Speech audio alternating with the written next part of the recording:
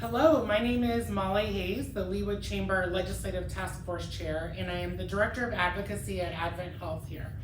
It's my honor to host today's candidate forum for the Kansas House of Representatives, District 28, with incumbent candidate Representative Carl Turner and candidate Ace Allen.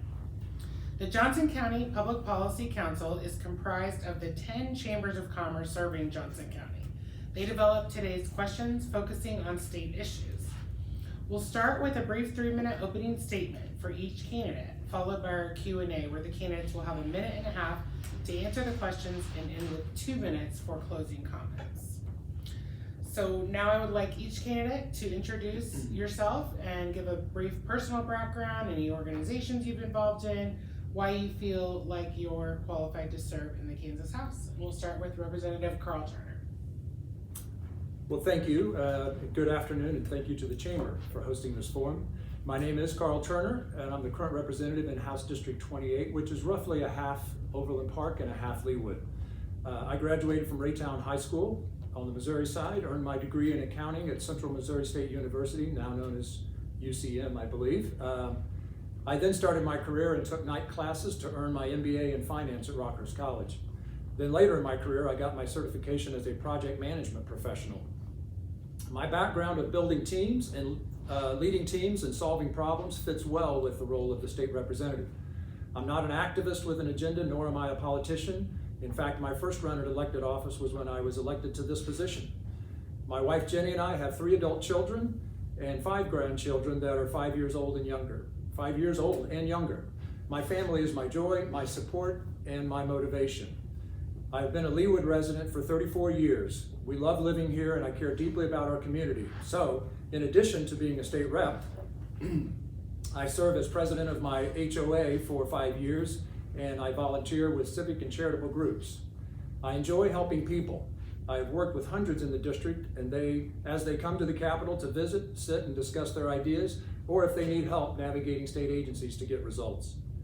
Elections are about the future. My opponent and I have very different views on fiscal and social policy. As I've knocked on thousands of doors, the number one concern is that property taxes are too high. That's largely because tax and spend politicians control the local boards that charge those taxes. My opponent would add to the problem, not fix it. He supports progressive policies that would drive business out of Kansas, much like we've seen in California, where Chevron was the latest in a long line of companies that have moved out. Kansas City is a more local example of how progressive policy destroys cities and businesses. Find a place that is run by progressive politicians like my opponent, and you will find a place with high taxes, high crime, and people and businesses moving out. I am endorsed by state and local business organizations because they know I have a record of supporting policies that make Kansas a welcoming state for business. I appreciate the trust that the people have put in me when they voted me into this position. I take it very seriously. I put the time in it to do it well, and my commitment is to listen to all sides and make a decision on the long-term best interests of the state and the district. I will work with anyone that wants to solve problems. I look forward to today's forums, and thank you again to the Chamber for hosting. Thank you so much. We appreciate that. Next, Ace, we'll let you introduce yourself and give a brief background. Sure, thank you. I'm happy to be here, and thank you to the Leawood Chamber for hosting this event. I'm Ace Allen. I moved to Kansas in the late 1970s for medical school and never looked back. It was the best move of my life. It's here that I built a decades-long career in oncology at KU, where I was a pioneer in the emerging field of telemedicine program, which extended cancer care to rural Kansans, and later at the Kansas City and Topeka VA hospitals. I also founded a small business based in Overland Park that published telemedicine today. Here's the magazine here. Here's our annual our annual buyer's guide. I published that for 10 years and have an intimate knowledge of starting a small business, running a small business, being responsible for payroll, and so forth. I raised my family with my wife, who's a Midwesterner from Tulsa, and found wonderful friendships and embedded myself in the life of the community. I volunteered for and sat on the boards of numerous local and national nonprofits and professional organizations, probably most importantly here in the Kansas City area. I sat on the board and was a chair of the board of the Jewish Community Center of Greater Kansas City. I've lived in what is now House District 28 for over 30 years and know the rhythms and concerns of the people who live and work here. And I'm concerned enough about my community that I ran for state representative for this House district 2 years ago, after finding out that my district boundaries had changed. I came within 60 votes of winning. But we're here to talk about business. The health and attractiveness of this community are determined by a balance of education, healthcare, affordability, public and private infrastructure and services, public safety, high integrity governance, a welcoming and fair-minded culture, and of course, a healthy business climate. It's like a mobile. Each of those has to be in balance. If they get off balance, the health of the entire community is threatened. Today, my remarks will be pegged to this key notion of balance.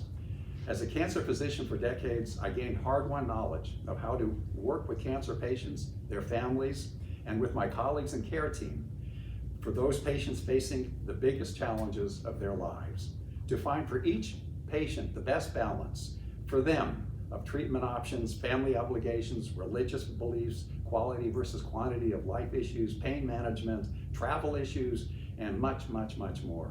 I am eager to bring those hard-won insights to the service of the people of my district and of the great state of Kansas. Thank you both for that. We appreciate you giving us the background on why you're running. We'll now move to our Q&A, where we'll alternate who answers first. You'll have just a minute and a half to respond. So we'll start with Representative Turner, and then we'll alternate moving forward. So, as a candidate, what are your 3 top policy issues? Well, thank you for the question. I would summarize it into 3 buckets. First, to defend and improve our quality of life here in the district. And by that, I mean thriving businesses, safe streets, strong neighborhoods. Second bucket would be promote quality education.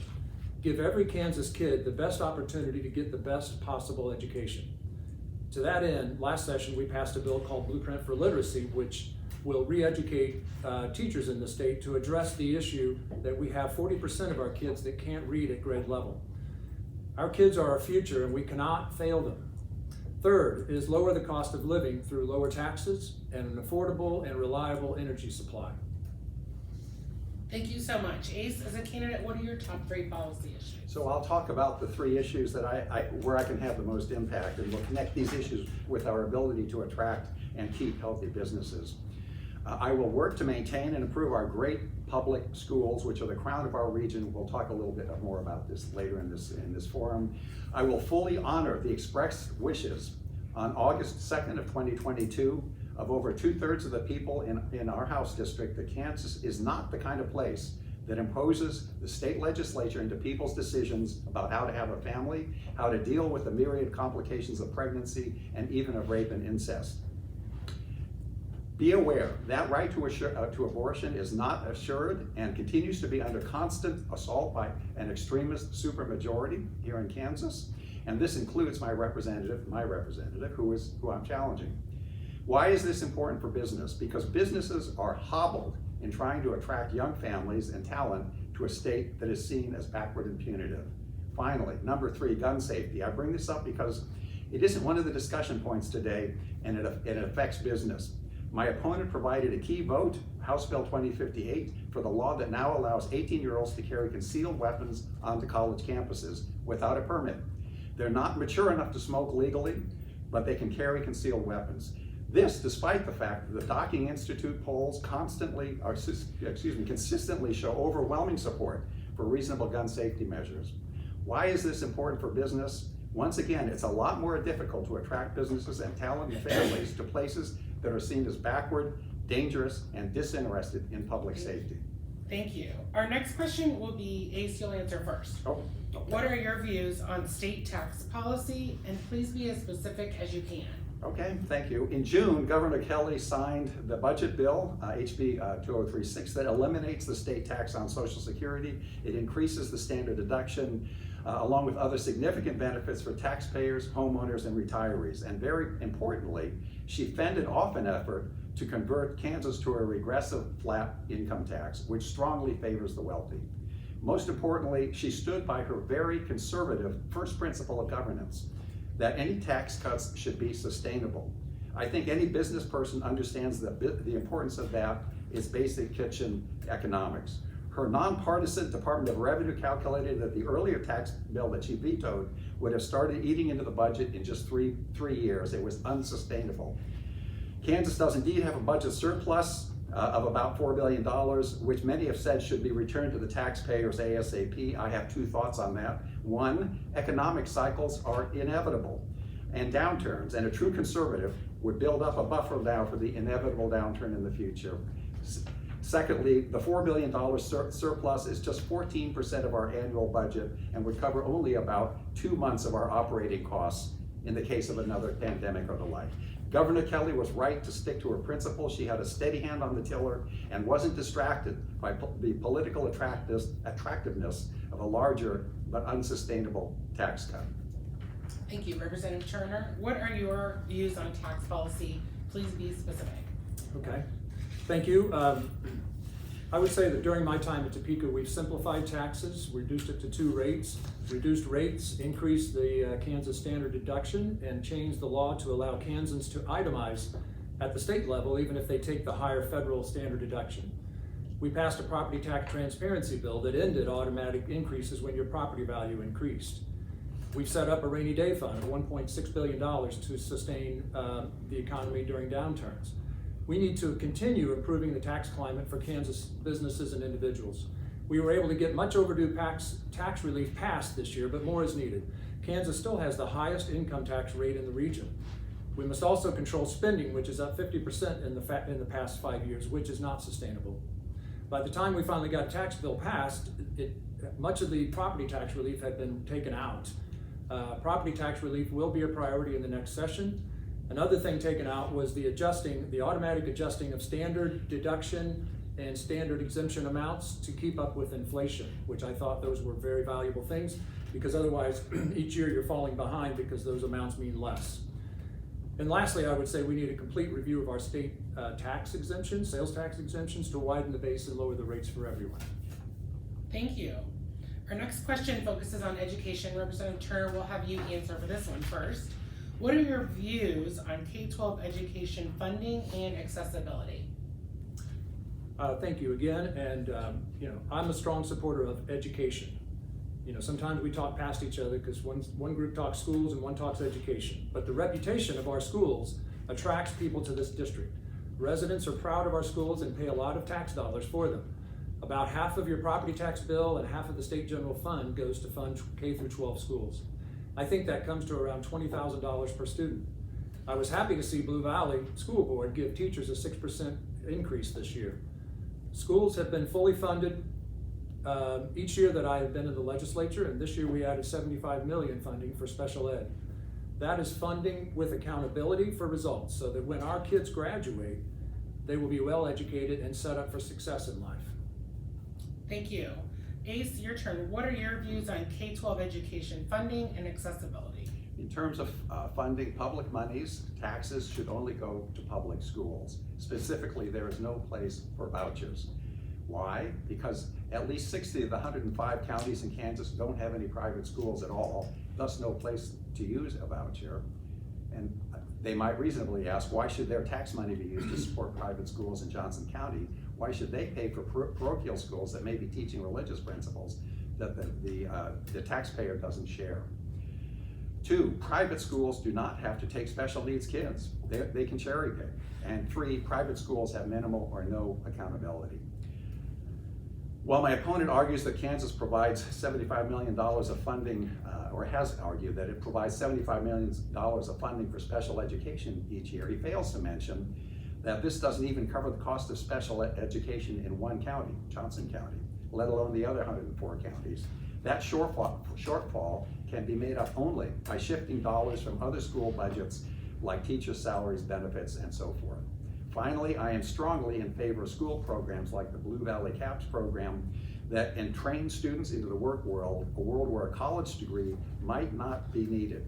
For too long, students who are not academically inclined have not received enough attention, and there are a whole lot of paths to making a successful life that do not go through the four-year college route. Thank you both. Our next question, Ace, will have you answer this one first. What types of economic development policies do you support to encourage job growth and business expansion in Kansas?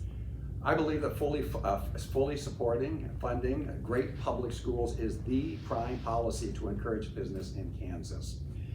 Our district is square in the middle of the superb Blue Valley school system, which attracts people from all over the country and all over the world. I am positive that this is something that me and my opponent can agree on. One thing I don't generally support is government subsidies for businesses to move here unless there are bomb-proof, lock-type assurances and guarantees. In the past, TIFs, government revenue bonds, and the like have had a strong tendency to confer the benefits to the company and the risks to the taxpayer. In 2013, Teva Pharmaceuticals was wooed from the Missouri to the Kansas side into Overland Park with a raft of incentives worth over $95 million. Six years later, they were gone. That's 6 years of not paying for the schools, roads, police, and infrastructure that make this area so attractive. That said, the devil is in the details on any of these negotiations, and given proper enforceable contracts, there may well be cases where the state can use its muscle to help land a business without risk to the state. And finally, while I do support minimizing red tape, what I do support is minimizing red tape, undue compliance and reporting regulations, while maintaining the state and government's proper role of assuring that businesses are cleaving to the law. Thank you. Representative Turner, what types of economic development policies do you support to encourage job growth and business expansion? Well, thank you again. I support proposals based on data. So if there's accurate data that shows that there's an economic development investment that has a positive cost benefit, a reasonable payback, and doesn't put the state and taxpayers at risk, I could support that. If I wouldn't put my own money into it, I wouldn't put the constituents' tax money into something. I also support accountability and oversight on these programs, such as the legislative post-audits that have been done on the Star Bonds program to confirm that the projected benefits promised in these deals are actually achieved.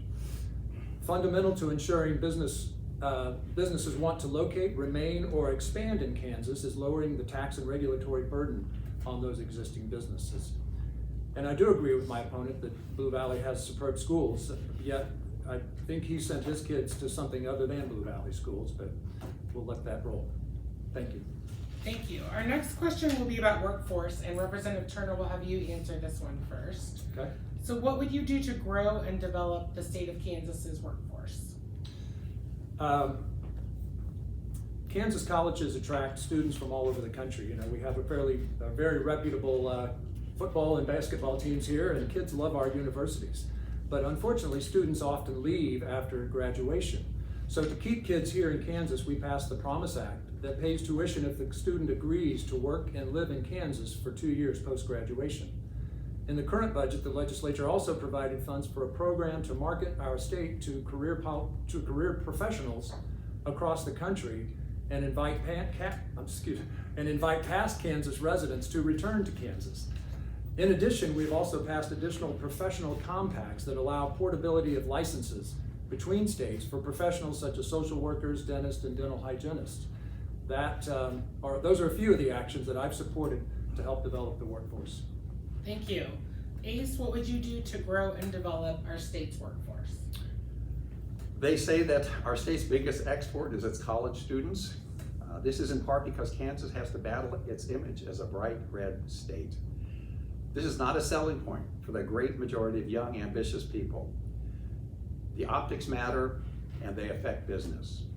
That is starting to change as Kansas, and especially our part of Kansas, is emerging as one of America's most desirable places to live and raise a family. Also, Kansas broke through to the national stage on August 2nd of 2022 when it trounced the initiative that would have opened the door to an abortion ban. An initiative, of course, that my opponent supported. And abortion rights are still under attack, with over 20 bills brought forward in the last 2 sessions to assault those rights. Many of those bills supported by my opponent. That's just bad business. It would be a real shame if Kansas adopted policies that would make Kansas radioactive for young movers and shakers. Why would a family move to a state that appears antithetical to their values? Policies that do not respect LGBTQ rights, that threaten reproductive rights, where an intrusive legislature actually tries to insinuate itself into the doctor's office. Finally, let's not forget the role of unions in looking out for working people and in their unparalleled worker training programs. And by the way, my kids did go to a private school, Hyman Brand Hebrew Academy, a parochial school, and I'm very proud of that, and we never asked for a voucher. Our next question, and this one, Ace, we'll have you go first to answer. What are your views on the state's role with respect to ensuring access and affordability of post-secondary education?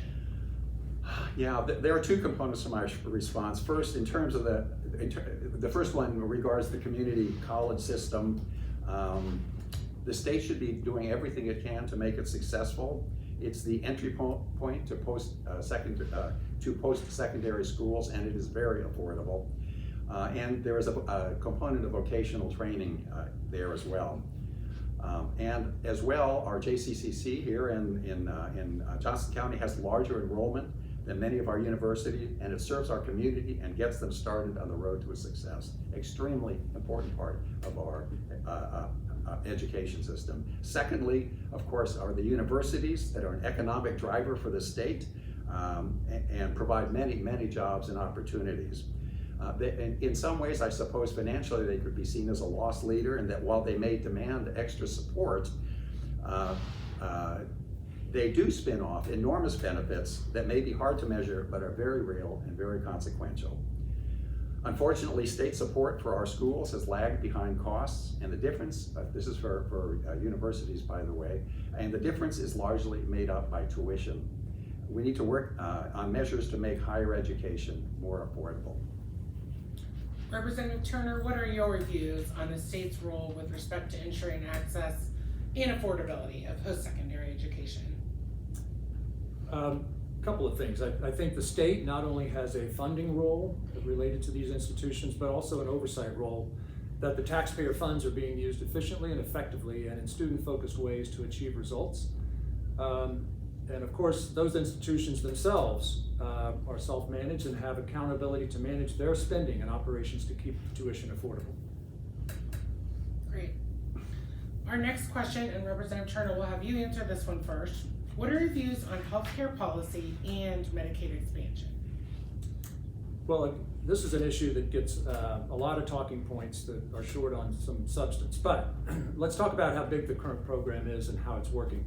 So Kansas has a population of slightly less than 3 million people, I think about 2,000,009, and 450,000 thereabouts are on Medicaid, so about 15% of our population. That cost is shared 55% by the federal government and 45% by Kansas. So it's a big program, and it's the second biggest item for the state budget behind education. Medicaid is intended to provide health services for our most vulnerable, low-income families, children, pregnant women, and seniors, and people with disabilities. Unfortunately, thousands of these people have been sitting on wait lists for years to get services that they have needed and been promised because there's not enough doctors in the system to take care of Medicaid patients. This is a situation that must be fixed before considering expansion to a whole new group of people. I heard that in testimony at the conference. This session, we increased the reimbursement rates for doctors and hospitals to get them to take more patients and provide more services to these folks and reduce the waiting list to get the promised benefits to the current Medicaid population. We must fix the current program, and we took significant steps to do that this term. Thank you. And Ace, what are your views on healthcare policy and Medicaid expansion? I believe Medicaid expansion is the lowest of the low-hanging fruit in terms of cost-benefit considerations for our state, never mind in terms of health outcomes. An overwhelming majority of Kansas health professionals and administrators support Medicaid expansion, as do 70% of Kansans, according to multiple surveys from the Docking Institute at Fort Hays State University. Oklahoma, Missouri, Arkansas, they've all adopted Medicaid expansion. None have tried to claw it back because it wasn't working. Currently, there are about 150,000 Kansans, most of them working poor with several jobs, who make too much money to get Medicaid. The cutoff, remember, is $9,500, and not enough to get private insurance. Inadequate or non-existent care means that they receive no preventive care or screening, no help with chronic conditions, and when they do go to the emergency room, their local hospital, which has to take care of them by law, just loses money. It doesn't get that income. The state reimburses a very small fraction of their care. In the last 10 years, 10 rural hospitals in Kansas have folded, partly because of the lack of Medicaid expansion. There are some fanciful and theoretical downsides to Medicaid expansion, but they are overwhelmed by the benefits to our fellow Kansans and to the state treasury. Thank you. Our next question, Ace, you'll go first on this one. There has been a lot of discussion about foreign land ownership, leasing, and purchasing equipment containing foreign manufactured parts. What factors do you consider when attempting to balance national security concerns against free enterprise and private property rights? Well, I believe that if there is a documentable national security concern, land ownership and equipment purchases and so forth must absolutely be taken into account in a way that is reasonable and doesn't unfairly target citizens and legal residents who come from the country that is considered to be a national security concern. I believe that at the national and state levels, it is very important to retain the capacity to produce critical and strategic materials, and of course, to protect private property rights. Thank you. Representative Turner, your turn. There's been a lot of discussion about foreign land ownership, leasing, and purchasing equipment containing foreign manufactured parts. What factors do you consider when attempting to balance national security concerns against free enterprise and private property? Well, you're correct. There has been a lot of discussion about this topic because our adversaries have become increasingly aggressive in terms of how they're coming into our country and the ways that they're doing what they're doing. The cyber world, of course, is ripe for it. We've passed a pretty strong cyber bill this time to start locking down state assets. But specific to this question, I would say factors that I would consider would be, was the origin of the equipment in question, or was the purchaser of the property, who was that? Did it involve an identified country of concern? Does the proposed legislation lay out a fair process to fully research each case with the findings and recommend action reviewed and approved by multiple government and enforcement authorities? So basically, what I'm saying is there must be a due process to whatever actions we take against these persons or these properties. So. Thank you both. Next question, and Representative Turner, we'll have you go first. How control over decision-making is divided among the state legislature and local governments, including school boards, on such issues as taxation, economic development, and education has been a matter of debate. What are your views on this issue? Well, ideally the state government works in coordination with the local. I've seen that work very well. Otherwise, short of local authorities enacting laws that conflict with state policy or the greater good of society, such as sanctuary cities, in my view, blocking law enforcement, then decisions and accountability for those decisions are best made at the local level by locally elected officials. Thank you. Ace, how control over decision-making is divided among the state legislature and local governments, including school boards, on issues such as tax, economic development, and education has been a matter of debate. What are your views on the issue? I do think that high-level communication at all times is critical between all of the involved entities. In general, as much as possible, decisions that affect people locally should be made by the appropriate local government entity. The state should, in general, not try to control that which is best understood and managed at the local level. I'll give an example. That's the role of state government in running public schools. These schools, public schools, all of them are overseen by their elected local school boards with input from the elected Kansas State Board of Education. That's their job. In addition, there are specialty boards such as KSHA, the Kansas High School Athletics Association. Since I just have a minute left here, I think, or something, I'll drill into this one example. KSHA has 75 board members, most of them elected officials from throughout the state, and representatives from sports leagues and so forth, congressional districts from throughout the state. It thoroughly represents the state of Kansas. It's been making thoughtful, respectful, kind decisions about transgender children in schools for years. It knows what it's doing. It does a great job. It doesn't need partisan politicians looking over its shoulders. Why would the legislature want to get involved in something so personal and that already has a highly competent agency taking good care of it? Once again, in the case of high school athletics, we have a beautifully balanced elected body that does a great job. Why disturb that balance? Thank you. We have our last question. And Ace, will have you answer this one first. All right. What do you believe most distinguishes you from your opponent in this race? Well, unlike my opponent, I have farming roots here in Kansas that go back 150 years. Indeed, I have relatives still in Lynn County, in Pleasanton. In fact, my great-grandparents are buried in Littell Cemetery in Pleasanton, and my grandmother's wedding dress is in the Lynn County Museum. When I moved to Kansas in 1977, I felt immediately at home. Because, by the way, unlike my opponent, I've dealt with very complex, life-threatening situations, helping find the best solutions for my patients. These skills are only learned in practice over many years. And also, unlike my opponent, I know personally the joys and the worries of starting and running a small business.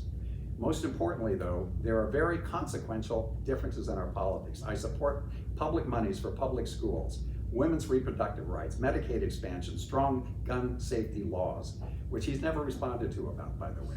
My opponent has consistently opposed all of these. Indeed, his votes in all of these areas have been against the expressed interest of the majority of the people he was elected to represent. It's not by chance that all 4 of the relevant teachers' organizations in our area support me. They do not support my opponent, and it's because I represent their interests. It is not by chance that I'm endorsed by Governor Kelly's middle-of-the-road PAC, which supports moderates from both parties. I believe I'm the guy most capable of advancing the interests of the local and statewide business community, and I really appreciate the opportunity to be here. Thank you. Representative Turner, what do you believe most distinguishes you from your opponent in this race? Well, as I said up front, we have very different views on social and fiscal policy. In addition, I went to school, college, and have worked and lived in the Kansas City area my whole life. I have Midwest/Kansas values. I'm not a political hack, an activist, or a bomb thrower. I'm a pragmatist known for bringing level-headed decisions and listening to all sides. I have a voting record that's out there for all to see, and it proves my focus is on working with anyone that wants to solve problems and get results that are in the best long-term interests of our community. Thank you. Now, each candidate will have 2 minutes for a closing statement, and since Representative Turner went first on the opening, we'll have Ace go first on the closing. So you've got 2 minutes for a closing statement. Thank you. Oh, well, thank you. I had thought that was my closing statement, but that's okay. Let me Part two. Part two. I'll read. You don't have to. Yeah. So, I don't know where references to bomb throwers and all of that kind of stuff comes in. I honestly have no idea if there's a thought that this might rub off on an impression of me or something. I am the most middle of the road guy you've ever seen. I have knocked on about almost 4,000 doors now. I have a very good sense of the pulse of our community. Actually, taxes and stuff are important to people. That's not the number 1 thing. And I don't know where my opponent is getting his insights, and I talk, by the way, I'm talking now about half the people, maybe more, maybe closer to 2/3 of the doors I'm knocking on now are Republican doors. And the things that they're worried about they are worried about healthcare issues. They're worried about public safety. They're worried about gun issues. And they're also, the older ones are also concerned about issues with that their taxes are rising while their income is not, and we can talk more about that. That needs to be addressed. I am not born and raised here. I'm born in Pittsburgh, Pennsylvania. I'm raised in Palo Alto, California. I'm proud of it, and I'm even prouder of being here in Kansas. I also have lived around the world. I've lived in several countries. I have a really broad perspective of what it is like to be an immigrant, and of what it is like to be a stranger in a strange land, And I know how to work with people to help them feel comfortable and welcome and to help make them productive. And I look forward to being a representative of our House district. Thank you. Representative Turner, you'll now have 2 minutes for a closing statement. Well, thank you. It is somewhat of a recap of what we answered earlier, but I don't have an agenda. I'm not hyper political. I have friends that have political views all over the spectrum. So I'm not a political bomb thrower or an activist trying to divide people and stir up emotion. What I am is I keep my word. I tell the truth, and the people of this district know me, and they trust me to go to Topeka to read, to listen, to learn, and find answers. I've worked hard to earn that trust. I've walked the district, and I've knocked on thousands of doors to talk to voters, learn what's on their mind, and share my views on a wide range of issues with them. What I hear most is that inflation, high taxes, high rents, high gas prices, high insurance premiums are all outpacing incomes, and many are struggling. What I've also heard is that people enjoy the great quality of life that we have here, and that they don't want to see what's happening in Kansas City, San Francisco, Portland, Seattle, Chicago, and other progressive cities come here. As I said in my opening, progressive politics destroy cities. They destroy lives and businesses. Find a place that has been run with progressive politicians like my opponent, and you'll find a place with high taxes, high crime, and people and businesses moving out. We don't want that here.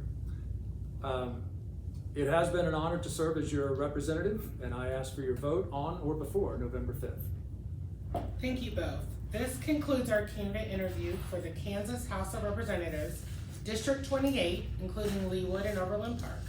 Thank you both for participating in today's program.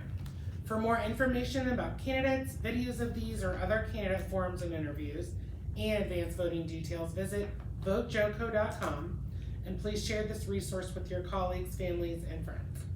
On behalf of the Leawood Chamber of Commerce, thank you to everyone taking advantage of this important opportunity to learn about candidates by watching these interviews. Best of luck on your campaign. Thank you. Thank you very much.